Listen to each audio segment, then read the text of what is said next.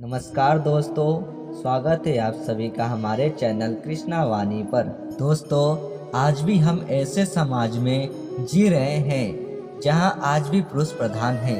आज भी जब लड़कियों का जन्म होता है तो अधिकतर घरों में मायूसी छा जाती है। और मित्रों, यह और कुछ नहीं बल्कि हम मनुष्यों का अज्ञानता है जो लड़कियों को बोझ समझते हैं। परंतु आपको जानकर हैरानी होगी कि लड़कियों का जन्म हर किसी के घर में नहीं होता, बल्कि उसी के घर में होता है जो भाग्यशाली होते हैं और अपने पुण्य कर्म अर्जित किए होते हैं। और आज हम आपको यही बताने जा रहे हैं कि भगवान कैसे घरों को लड़कियों का जन्म देने के लिए चुनते हैं और वह कौन से पुण्य कर्म है जिसकी वजह से कोई भी इंसान बेटी की माँ या बाप बनता है। दोस्तों, भगवान श्री कृष्ण से अर्जुन पूछते हैं कि माधव, किन कर्मों के कारण किसी के घर पुत्री धन की प्राप्ति होती है, अर्थात कैसे घरों में बेटियों का जन्म होता है। तब श्री कृष्ण अर्जुन से कहते हैं, हे पार्थ, अगर किसी के घर बेटा भाग्य से होता है तो बेटियां सौभाग्य से, और जो भी स्त्री या पुरुष अपने पूर्व जन्म में पुण्य वर्जित किए होते हैं उन्हें ही एक बेटी के माता पिता होने का सौभाग्य प्राप्त होता है। बेटियों के जन्म के लिए उन्हीं घरों को चुना जाता है जो बेटियों का भार सहन कर सके, क्योंकि तीनों लोकों में स्त्री अर्थात बेटियां ही ऐसी होती है जिसका भार हर कोई सहन नहीं कर सकता।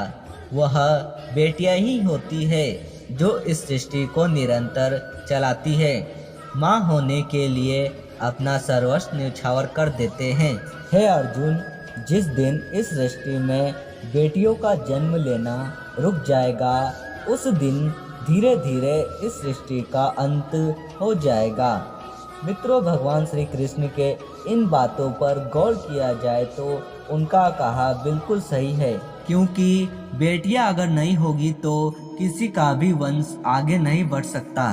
दोस्तों, आपने भी कई लोगों को कहते सुना होगा कि जिस घर में बेटी का जन्म होता है वह घर स्वर्ग के समान होता है, क्योंकि बेटा तो केवल एक कुल को रोशन करता है, बेटियां तो दो कुलों को रोशन करती है। माता पिता के घर वह बेटी के रूप में अपना उत्तरदायित्व का निर्वहन करती है, तो ससुराल आकर एक बहू के रूप में सारे कर्तव्यों का पालन करती है।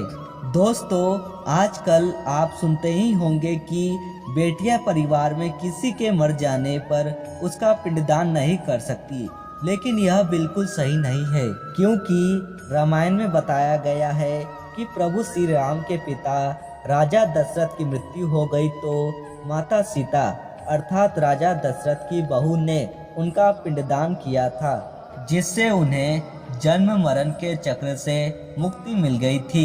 इतना ही नहीं, हिंदू धर्म शास्त्रों में बताया गया है कि बेटियां भी अपने माता पिता का नाम का पिंडदान कर सकती है। अगर ससुराल पक्ष में कोई भी पुरुष नहीं है तो इस स्थिति में बहू भी पिंडदान कर सकती है। इसलिए मित्रों, वह लोग बहुत किस्मत वाले होते हैं जिनके घर में बेटी जन्म लेती है। वही वह प्रबल किस्मत के होते हैं जिनके घर में एक से ज्यादा बेटियां होती है। शायद यही कारण है कि बेटियों को लक्ष्मी कहा गया है। गरुड़ पुराण में बताया गया है कि जब आत्मा को नया जन्म मिलता है तब आत्मा को शरीर के अनुसार व्यवहार में चलकर अपने कर्म करने पड़ते हैं। शरीर के जरिए कर्म करके ही एक आत्मा अपनी जन्म के उद्देश्य को सार्थक भी बना सकता है और निर्थक भी। यदि कोई पुरुष महिलाओं का आचरण करता है, स्वभाव में महिलाओं वाले याद ले आता है या वही काम करना चाहता है जो एक महिला को करना चाहिए, तो ऐसे ही पुरुषों की आत्मा स्त्री का शरीर धारण करती है।